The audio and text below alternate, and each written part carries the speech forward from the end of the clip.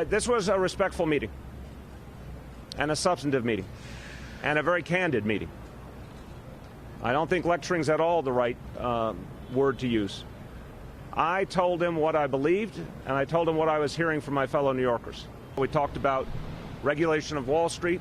I raised my concerns about any repeal of the Dodd-Frank bill and what it would do in terms of furthering the economic security of New Yorkers and of millions and millions of Americans, and the deep concern that we would go backwards and that our economy would be in peril again and we would run the risk of another crash. I talked to him about the proposal for tax cuts for the wealthy and for corporations.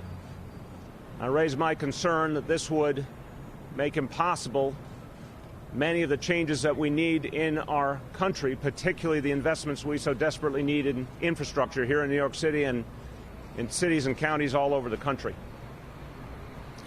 I talked to him about concerns about proposed deportations.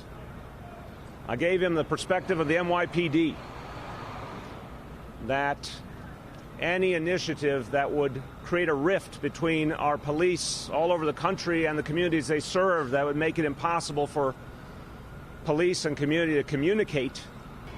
Part of why I think it's so important to remind the president-elect and his team that there are deep fears and concerns out there is because the wrong messages can encourage hateful acts. So I certainly made clear that I think sending a message of unity is crucial.